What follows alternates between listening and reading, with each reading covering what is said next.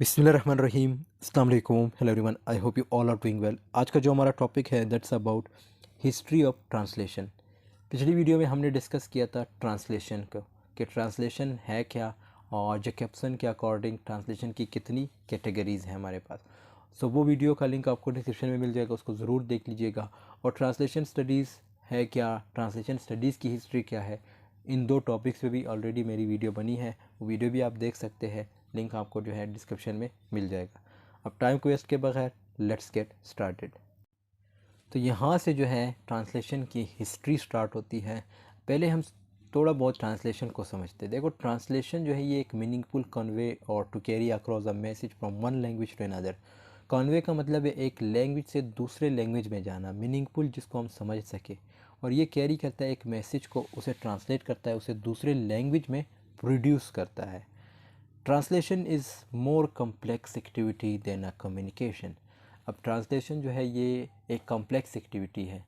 किस चीज़ के नस्बत, मीन्स कम्युनिकेशन से ज़्यादा जो है ये डिफ़िकल्ट होता है ट्रांसलेशन। कम्युनिकेशन में आप किसी के सामने भी बोल सकते हैं, लेकिन ट्रांसलेशन में ये होता है कि आपके पास एक प्रॉपर ग्रामर होनी चाहिए, सिंटैक्स, सेमेंटिक्स, ये बहुत चीज़ों का ख्याल रखना होता है। मीन्स एक प्रॉपर नॉलेज होनी चाहिए आपके पास जब आप ट्रांसलेटर बनते हैं। अब आते हैं इसकी हिस्ट्री की तरफ। बाकी इसकी जो प्रॉपर और डिफिनेशंस है जो दूसरे राइटर्स ने कहा है इससे रिलेटेड, वो आप उस वीडियो में देख सकते हैं। The English word translation derive from the Latin word translatio. तो ये लैटिन से लिया गया है, ट्रांसलेटियो से, विच कम्स फ्रॉम ट्रांस, जो ट्रांस से आता है, जिसका मतलब है across, plus ferre to carry, means across to carry. तो ट्रांसलेशन का क्या मतलब हुआ? अक्रॉस टू कैरी और टू ब्रिंग, या टू ब्रिंग भी आप कह सकते हैं, टू कैरी और to bring, across to bring या across to carry. Latio interning coming from latres, the past participle of where, thus translation is a carrying across or a bringing across, in this case of a text from one language to another। कोई भी language हो सकते हैं, means एक language से दूसरे language में जब आप कुछ ट्रांसलेट करते हैं, सपोज़ उर्दू लैंग्वेज है, आप मतलब इंग्लिश लैंग्वेज है, आप उसको किस चीज़ में ट्रांसलेट करते हैं? उर्दू लैंग्वेज में। इसी तरह उर्दू को इंग्लिश में ट्रांसलेट करना, तो ये क्या हुआ? इट मीन्स फ्रॉम एक लैंग्वेज का टेक्स्ट आप दूसरे लैंग्वेज में जो है ट्रांसलेट कर रहे हैं। Some Slavic languages and the Germanic languages other than Dutch and Africans have collected their words for the concept of translation on Translatio, substituting their respective Slavic or Germanic root words for the Latin roots। तो इसका मतलब ये है कि कुछ जो Slavic languages और German languages, जिसमें डच और अफ्रीका के अलावा, इन्होंने क्या किया? तर्जुमे पर या एक तर्जुमे के तस्वुरात के लिए अपने अल्फाज का हिसाब लगाया है, और लैटिन रूट्स के लिए इनके मुतलिका जो स्लेविक या जर्मन रूट्स के अल्फाज को बदल दिया है। मीन्स इन्होंने अपने अल्फाज जो इंट्रोड्यूस कराए थे कि इन्होंने लाइक स्लेविक लैंग्वेजेस और जर्मैनिक लैंग्वेजेस, अब इनको छोड़ के, ये जो डच है और अफ्रीकन्स, इनको छोड़ के the remaining Slavic languages instead collect their words for translation from an alternative Latin word.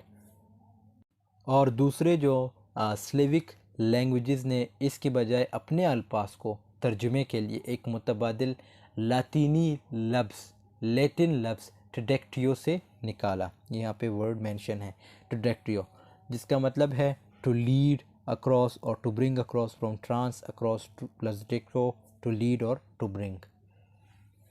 The west and east Slavic languages except for Russian adopted the translative patterns. के जो वेस्ट थे उन्होंने इसको जो है अपनाया, मींस ये जो ट्रांसलेटिव है इसको जो है अडॉप्ट किया, रशिया के अलावा बाकी सब ने, वेस्ट और ईस्ट स्लेविक लैंग्वेजेस ने। Whereas Russian and the south Slavic languages adopted the traductive pattern. लेकिन फिर यहाँ पे दूसरे जो इन्होंने मेंशन की है कि उन्होंने जो साउथ स्लेविक लैंग्वेजेस है उन्होंने जो है लाइक ट्रेडेक्टिव कंसेप्ट अपनाया। अब दोनों का मतलब एक ही है, ट्रांसलेशन को ही कहते हैं।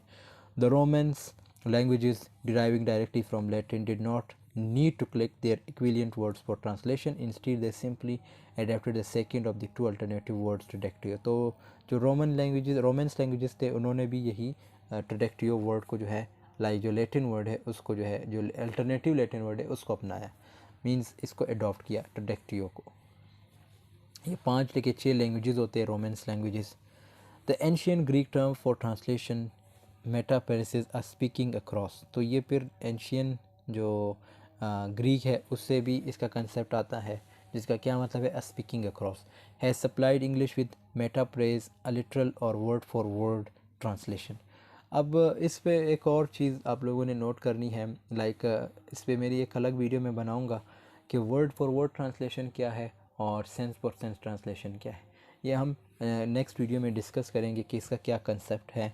तो ये आप देख सकते हैं यहाँ पे इन्होंने मेंशन भी किया, जिसको हम मेटाप्रेज या literal or word for word translation भी कहते हैं। इस कंट्रास्टेड विद पैराप्रेज, फिर इसको कंट्रास्ट किया जाता है किससे, paraphrase, a saying in another words from paraphrase. Metapraise corresponds in one of the most recent terminologies to formal equivalence and paraphrase to dynamic equivalence.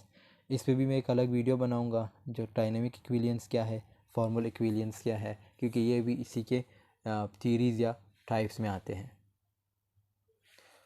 Strictly speaking, the concept of metapraise of word for word translation is an imperfect concept. कहते हैं कि word for word translation जो ये एक imperfect जो है concept है। अब ये क्यों इम्परफेक्ट कंसेप्ट है, इसके लिए लाइक एक प्रॉपर वीडियो होनी चाहिए। और यहाँ पे मैं आपको शॉर्ट बताऊँगा, क्योंकि जब आप किसी लैंग्वेज को ट्रांसलेट करते हैं, मीन्स कोई लैंग्वेज का कोई टेक्स्ट है उसको ट्रांसलेट करते हैं, तो आप वर्ड बाय वर्ड जो है या वर्ड फॉर वर्ड ट्रांसलेट नहीं करते। आपने सेंस देखना होता है कि इसने ऐसा क्या मेंशन किया है या क्या मैंने क्या लिखना है। अब सपोज़ मैं आपको एक एग्जांपल देता हूँ कि जैसे मैं कहता हूँ तुम बेवकूफ़ हो, बेवकूफ़ कही के। अब सेंस तो एक है भाई कि जो कि बेवकूफ़ है आपको, मतलब आप बेवकूफ़ हो, आपको ही कहा जा रहा है। अब ये ज़रूरी नहीं है कि आप इसको ये कहे कि भाई तुम बेवकूफ़ हो या बेवकूफ़ कही के। इसका आपने प्रॉपर जो है वर्ड बाय वर्ड ट्रांसलेशन करनी है। सेंस बन रहा है, मतलब आपको कहा जा रहा है कि आप बेवकूफ़ हैं। तो इट मीन जब आपको पता चल जाता है कि सेंस बन रहा है इस सेंटेंस का, तो फिर आपको ज़्यादा डेप्थ में जाने की ज़रूरत नहीं। वर्ड फॉर वर्ड ट्रांसलेशन जो है वो कभी भी कामयाब, जो बंदा वर्ड फॉर वर्ड ट्रांसलेशन की तरफ जाता है वो कभी भी एक अच्छा स्पीकर या एक अच्छा राइटर नहीं बन सकता।